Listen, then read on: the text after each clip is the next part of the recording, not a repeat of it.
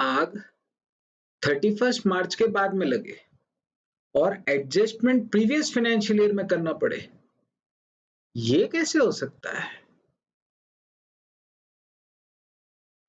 Hello everyone, आज के इस वीडियो में हम लोग वो सेगमेंट कवर करेंगे जब फायर किसी भी ऑर्गेनाइजेशन में एक ईयर फाइनेंशियल ईयर कंप्लीट होने के बाद में लगे और फिर भी उसके एडजस्टमेंट्स हमें प्रीवियस फाइनेंशियल ईयर में करनी पड़े।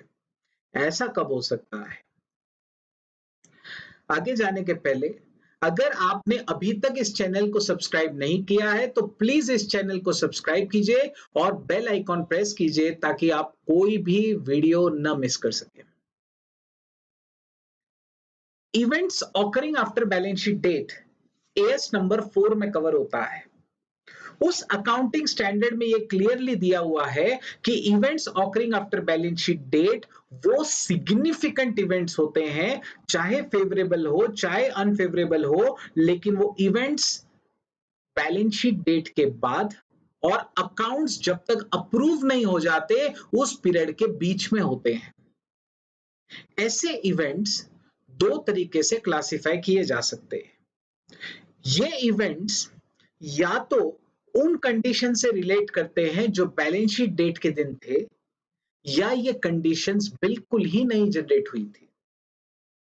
एग्जाम्पल के तौर पर अगर मान लेते हैं कि अगर हमारा कोई कस्टमर पहले से ही फाइनेंशियल स्ट्रेस से गुजर रहा है और उसके फाइनेंशियल ईयर कंप्लीट होने के बाद में वो इंसॉल्वेंसी डिक्लेयर करता है, तो हम कह सकते हैं कि ये जो इंसॉल्वेंसी या ये जो बैड डेट है ये भले ही बाद में जनरेट हो रहा है लेकिन इसकी कंडीशंस पहले से ही थी, तो हमारा एएस कहता है कि ये एक एडजस्टिंग इवेंट होगा। तो हम लोग उसकी प्रोविजनिंग पिछले फाइनेंशियल ईयर में कर लेते हैं। अब अगर कुछ ऐसे इवेंट्स होते हैं जिसकी कंडीशंस पहले से नहीं थी, एग्जाम्पल के तौर पर अगर आग हमारे यहां 31 मार्च के बाद में लगती है तो ये कंडीशन तो पहले से नहीं थी, तो ऐसे इवेंट्स बिल्कुल नॉन एडजस्टिंग होते हैं।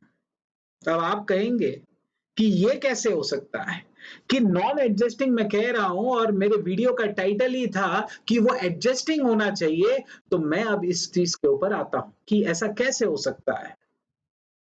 याद रखिए हमारे एएस ने कहा है कि अगर कंडीशंस बाद में जनरेट हुई तो वो नॉन एडजस्टिंग होती है, लेकिन अगर वो कंडीशंस हमारे गोइंग कंसर्न को अफेक्ट कर जाए तो फिर हम लोग उसे एडजस्टिंग समझते हैं, भले ही वो कंडीशन बाद में ही क्यों ना जनरेट हुई हो।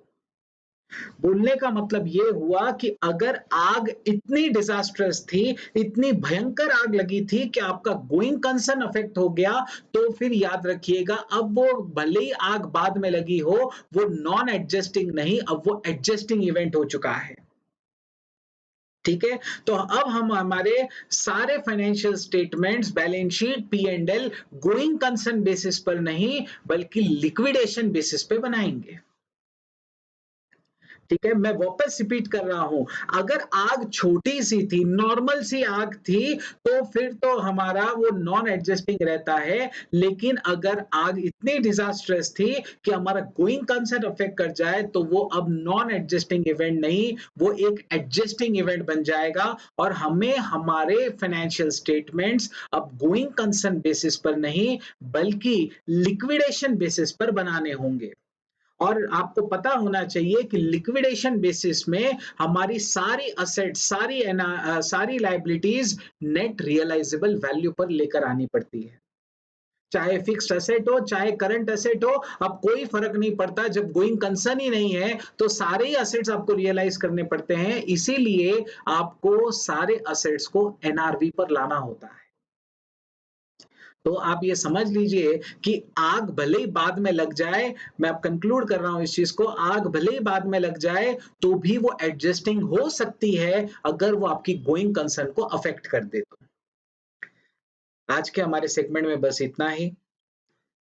इस वीडियो को ज्यादा से ज्यादा लाइक करें, और अगर आपको कोई क्वेरीज है या आप किसी पर्टिकुलर टॉपिक पर वीडियो चाहते हैं तो मुझे कमेंट्स में लिखकर भेज दीजिए। मैं आपको ये सूटेबल वीडियो बनाकर ज़रूर भेज दूँगा। इसके अलावा मैं आपके पास फिर आऊँगा एक नया क्विज़, एक नई केस स्टडी लेकर। Till then take care, God bless.